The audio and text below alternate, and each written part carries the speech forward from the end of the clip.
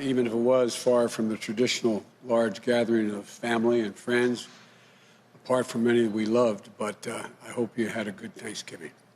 And I know times are tough, but I want you to know that help is on the way. Last week, I announced the nominations and staff for critical foreign policy and national security positions, a first-rate team that's going to keep us safe and secure. And today, I have the pleasure of announcing key nominations and appointments for the critical economic positions in the administration. A first-rate team that's going to get us through this ongoing economic crisis and help us build the economy back, not just build it back, but build it back better than it was before. A team that's tested and experienced. It includes groundbreaking Americans who come from different backgrounds, but who share my core vision for economic relief here in the United States of America. And given a fair shot and an equal chance, there's nothing, we all believe there's nothing beyond the capacity of the American people. Let's not forget who built this country. Working class and middle class people built this country, and unions built the middle class. And from the most unequal economic and job crisis in modern history, we can build a new American economy that works for all Americans, not just some, all. We need to act now, though, and we need to work together. You know, in the weeks since winning the election, Vice President Harris and I have covered meetings with a number of people. We convened meetings with labor leaders and CEOs at the same time, mayors and governors of both political parties. There's a consensus out there that as we battle the COVID-19 disease, we have to make sure that business and workers have the tools, resources, and guidance and the health and safety standards to be able to operate safely. The goal is simple: to keep businesses and schools open safely. And for millions of Americans who have lost their jobs or hours and have had to claim unemployment, we have to deliver them immediate relief. That includes affordable health care for millions of people who have lost it and are in danger of losing it, child care, sick leave, family leave, so workers don't have to choose between work and family, relief from rent and student loans. We need to support small businesses and entrepreneurs who form the backbone of the communities that we live in, that are teetering on the edge. You know, there's an urgent need to fund state and cities so the frontline workers on those jobs can stay in the jobs. You know, the founders are pretty smart. I could have gotten this lesson from the future Secretary of the Treasury. You know, there's a reason why all the states and localities have to have a balanced budget, but we're allowed federally to run a deficit in order to deal with crises and emergencies that we have in the past. And we have to keep vital public services running.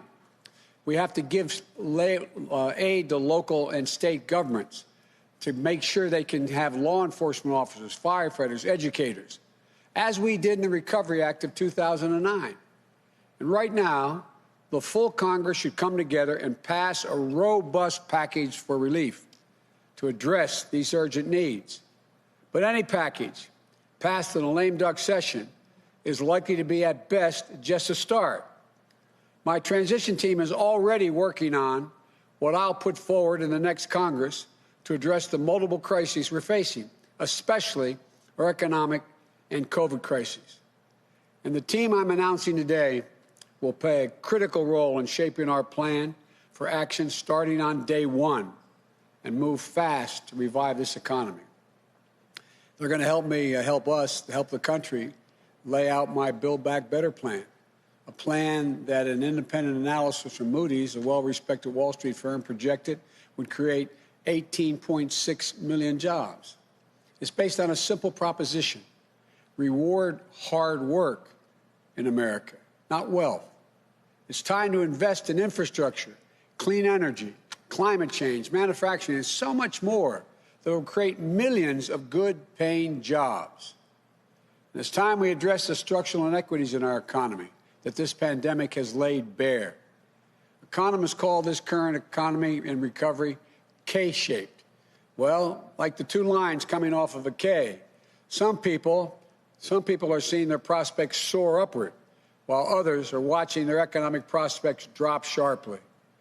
For those at the top, Jobs have come back, and their wealth is rising. For example, luxury home sales are up over 40% compared to last year. But for those in the middle and the bottom, it's a downward slide. They're left figuring out how to pay the bills and put food on the table. Almost 1 in every 6 renters was behind in rent payments as of October. Let me be clear. With this team and others, we'll add in the weeks ahead that we're going to create a recovery for everybody, for all. We're going to get this economy moving again. We're going to create jobs, raise incomes, reduce drug prices, advance racial equity across the economy, and restore the backbone of this country, the middle class. Our message to everybody struggling right now is this: help is on the way.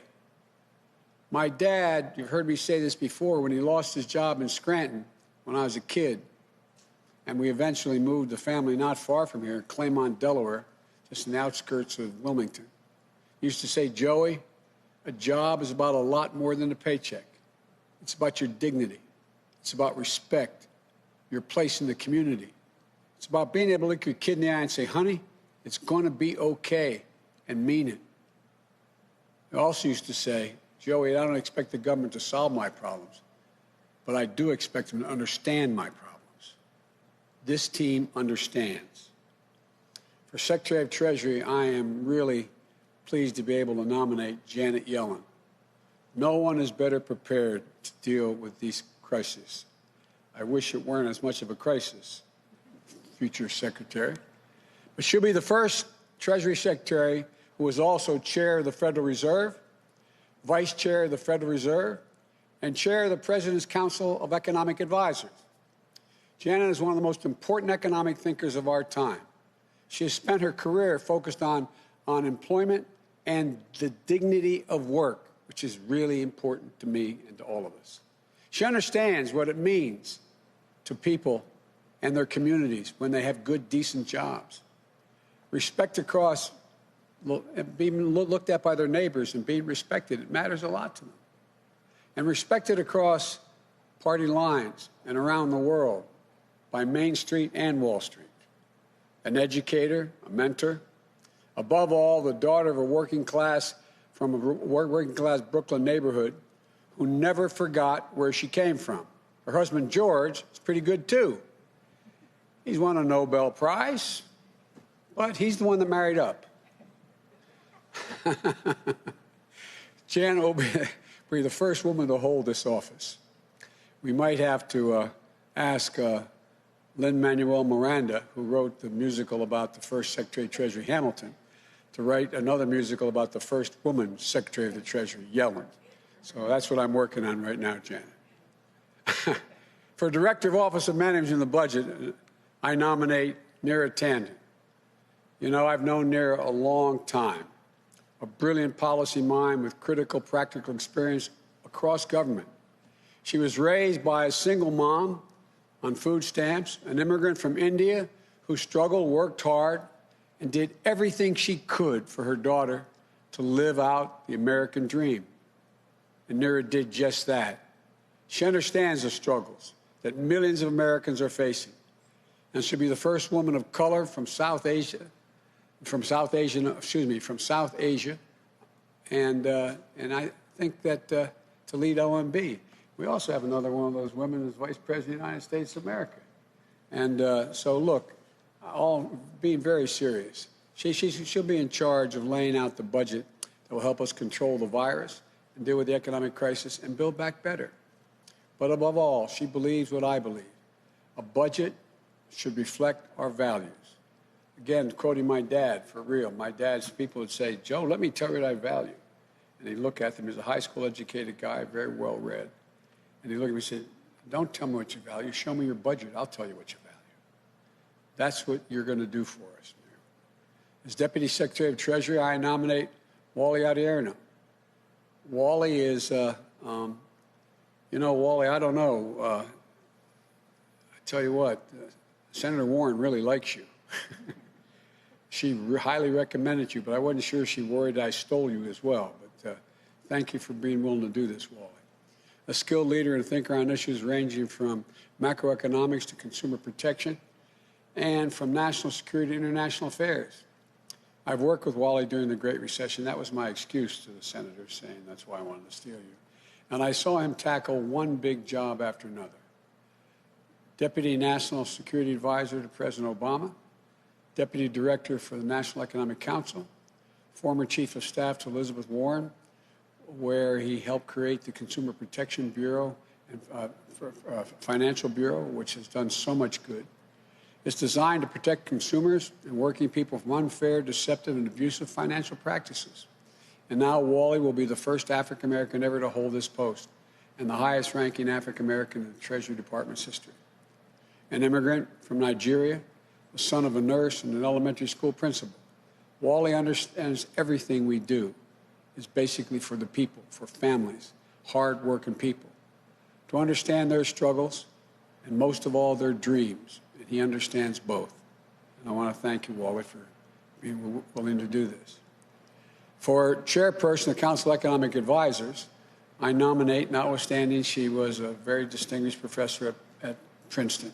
I joke, my children who went to Penn used to always kid about, but Cecilia C.C. Rouse, one of the most distinguished economists in the country, an expert on labor, economics, and race, poverty, and education, dean of the Princeton School of Public and International Affairs, a member of the Council of Economic Advisors to President Obama, an advisor to President Clinton at the National Economic Council. More than that, she's a proud daughter whose mom, a school psychologist, encouraged her to pursue economics. And her dad, one of the country's first African-American astrophysicists who dared her to dream. She's done both. If confirmed, Cece will be the fourth woman to lead the Council of National Economic Advisors and the first African-American ever to hold that post. And as CEA chair, she'll serve as a member of my cabinet as well. As a member of the Council of Economic Advisors, we also appoint Jared Bernstein, an old friend who's been with me a long time, a brilliant thinker, a quick wit, with a heart as big as his head, and a heart he got from his mom, an educator who raised him correctly. A social worker turned economist, Jared is one of my closest economic advisors and friend. He served as my chief economist during the vice presidency. He was there in that foxhole during the Great Recession, with the economy on the brink and our country on our back. I couldn't think of anyone else who I'd want to be at my side to face the challenges ahead. Jared will be one of the leading voices of my administration on economic policy. I can always count on him to deliver straight from the shoulder, as his hero FDR used to say, straight from the shoulder. The one thing I can assure you is working people will always have a voice with Jared in this council. As a member of the Council of Economic Advisors, I appoint Heather Bousset. Heather, thank you for all the help you had in the transition team and getting me here. She's one of the foremost economists working to make sure we build an economy that works for all Americans. The daughter of a union family, it's no wonder she believes so deeply in the idea that leave no one out, leave no one behind in this economy. During the campaign, I relied on her counsel on addressing structural inequities within the economy. And I'll do so again as president because that's one of the central issues of our time. To this team, thank you for accepting the call to serve again. To your families and thank them for their sacrifices because it's real sacrifice. We could not do this without you. And to the American people, this team will always be there for you and your families. This is family-oriented team. We got to make sure ordinary people get a chance to do well because when given a chance, they've never, ever, ever, ever let the country down. 11 years ago, President Obama and I entered office during the Great Recession and implemented the Recovery Act that saved us from a Great Depression. I didn't see the map of America at the time, nor did he, in terms of blue states and red states. We only saw the United States of America. We worked with everyone, for everyone, and we recovered and rebuilt together as one nation. Vice President Harris and I will do that all over again. with an outstanding team. They're ready on day one. And to the United States Senate, I hope these outstanding nominees will receive a prompt hearing and that we will be able to work across the aisle in good faith and move forward as one country. So let's begin the work to heal, to unite, to rebuild an economy for all Americans. They deserve and expect nothing less. Thank you. May God bless you, and may God protect our troops. Shepard Smith here. Thanks for watching CNBC on YouTube.